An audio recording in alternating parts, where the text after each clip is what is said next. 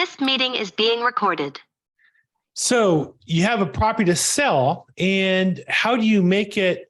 How do you get to compete with all the pretty houses you see that are all made up and fixed up and ready to go if your house is empty or worse? Well, one opportunity is to have the property professionally staged. And so I was approached recently to have a chance to meet with two professional stagers and talk about the issue, Ali and Kailea. Hey guys, how you guys doing today?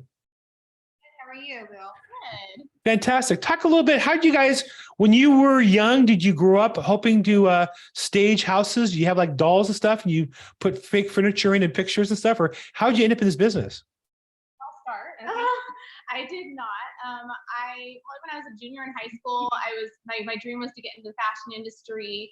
I went to school, I went to FITM, in the Fashion Institute in downtown LA here, and I studied merchandise marketing, business management, all of the business side of the fashion industry. So I did not study interior design at all. But then once I graduated, and I became friends with Kailea in college, but maybe about 6 years back, I met a friend of hers, Nikki, who had a luxury staging company here in LA. And a couple years ago, she moved out to Georgia. She brought me on the team like 6 years ago, and I started actually staging, but I brought a lot of like my business side to her business because she was more the creative realm of it. Nice. FITM, my daughter did some sort of summer classes there and then ended up going to FIT in business management, but I know FITM, I was there at the campus many times. Good for you. And Kailea, how'd you get into it?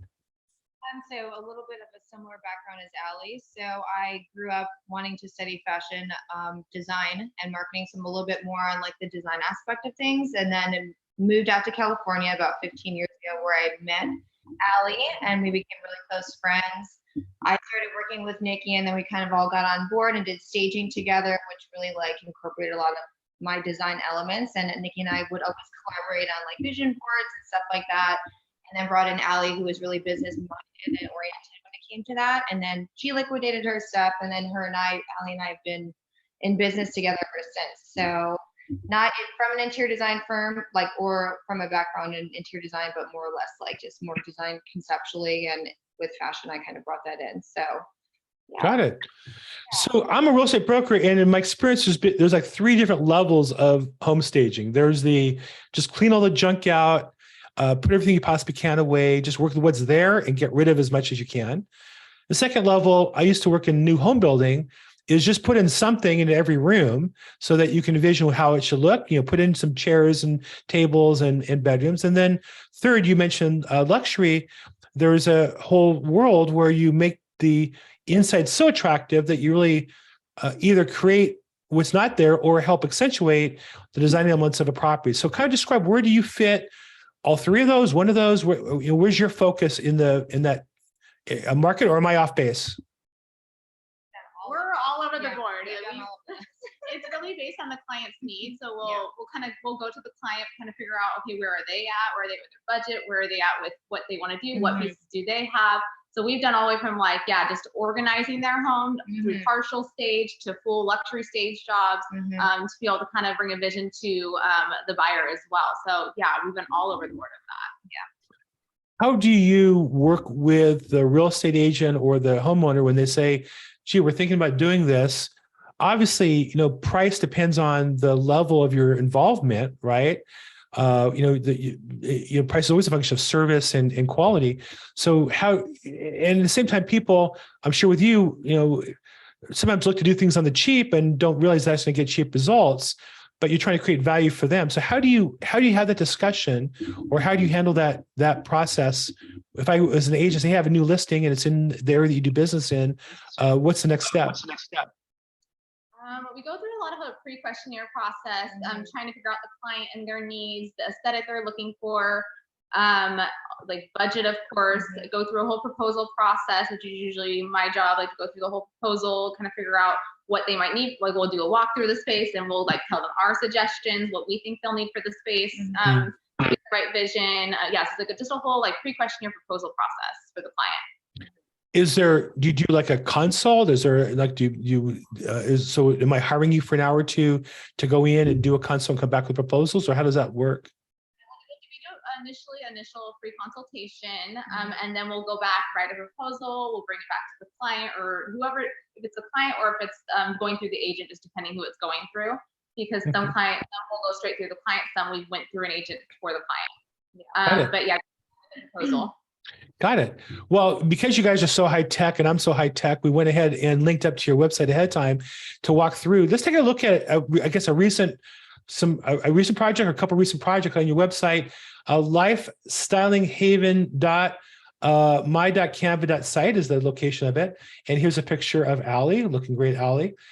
So let's talk, is this the most recent project you guys worked on? Yes, this is going to be, 1133 Cordova. That was just sold in December. And yeah, that was kind of like a Spanish style home. And then we wanted to kind of give an eclectic feel.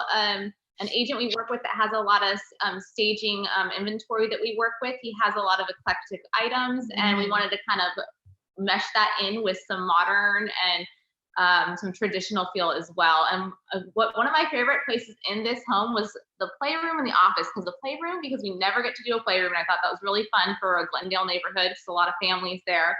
Yeah. So we try things that are different as well. Now, this property is already has beautiful white paint, crown molding, looks like beautiful lighting. When I first walked in to do the initial walkthrough, there's all different colored walls, and I was like, "Can you guys just paint this all white?" And did they? Yeah. Wow. Okay. So really, your vision. This is really reflecting your vision. This was not. We don't have any before pictures of this, do we? I do, but not on my site yet.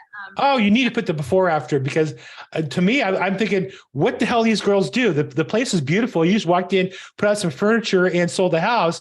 But yeah, I could. The white really brings out all of the, I think the roominess of at least in the photos, and the like you say, the. Looking at the first image on the top left, no, that whole room in there was mostly like a sage green.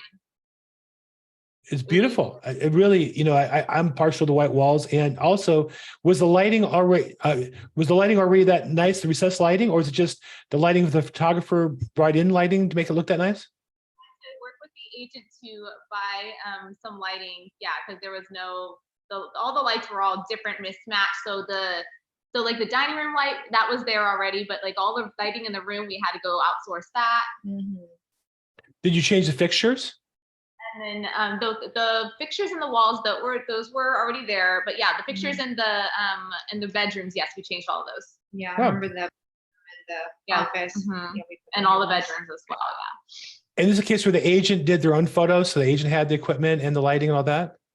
This was a photographer that the agent worked with. Yeah. Yeah, really nice.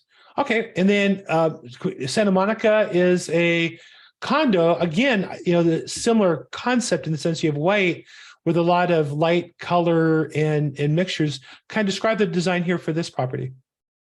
It was more of like a coastal, beachy feel. It was right there you could see the ocean from the condo. So we were trying to bring in the coastal vibes of Santa Monica. Got it. And masculine moderate as a toxic masculine male. I love that concept. So you have some dark, looks like outlines, right? But it's basically white walls, but you accent it, looks like, with the darker woods, and some of the pieces are darker as well. Kind of describe the design elements there. Yeah, so this one, I remember, was this builder. Yeah, this is the builder. The Lake Thomas builder. Yeah. Yeah. Okay. Yeah. So he had built a property originally, and then he was trying to put it up for sale. So yeah, his idea and his architecture was to bring in a lot of those dark wood tones. So this house is pretty brand new, but yeah, just I think bringing in a lot of our lighter tones. Some of the artwork that's done in the house too, I had done, so I incorporated a lot of and I also I do some artwork as well. So I tried to bring all of those really dark tones with still trying to make it bright for the home. But yeah, this was one of our favorite properties to do. It was just the Rose Bowl. It was gorgeous. Yeah. You labeled us masculine modern. Now, I liked it before I saw that, because I like that style more. The contrast, I think, I find interesting. So how is that masculine? I'm just curious. Is that a technical term, or is that just what you came up with? A darker colors, the darker woods, the architecture. Blake Thomas Builder, who's the builder of the home, he was just like really about all the architecture and the feel. And so we were just able to incorporate his architecture with some inventory pieces that we had and nice. Combine it. Nice. Well, look, obviously you have a little bit of a variety in the type of work that you do, and I appreciate getting a chance to walk through that.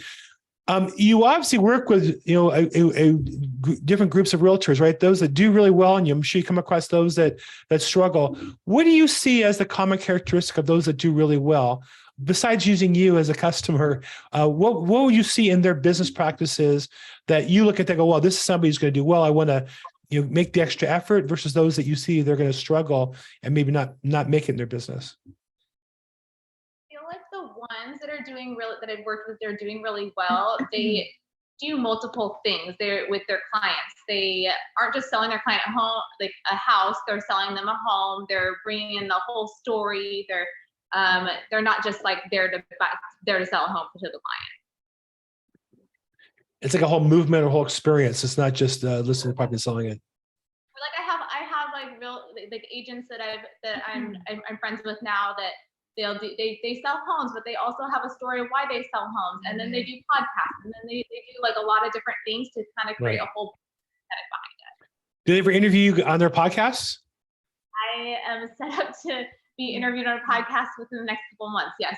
Okay, good. Well, I'm glad to have you on mine today. I really appreciate you guys interviewing with us. So if someone who's interested, if they're a real estate agent or a seller looking to consult with you as to what it would take to get top dollar for their property, and they might be a candidate, how would they best get in touch with you? We do multiple sources, email. So I connect with a lot of agents and and sellers through social media as well. So Instagram a lot, networking events, like really anything. We're always available when we have a client. We're there for our client 24/7. If they need to call us at like in the middle of the night for something about an inventory, like we always answer our phone. So wow. Okay. Well, I'm not gonna call you in the middle of the night. I stop work around 6 o'clock. But I'm glad to hear that and I see on the website you have your phone number, you have your email. I'll put that in the description and a video as well. Thank you guys so much for making your time available today and sharing with us on how to accentuate a property to get top dollar for it and to make something as appealing and I think it looks like as fun as possible. Thank you so much.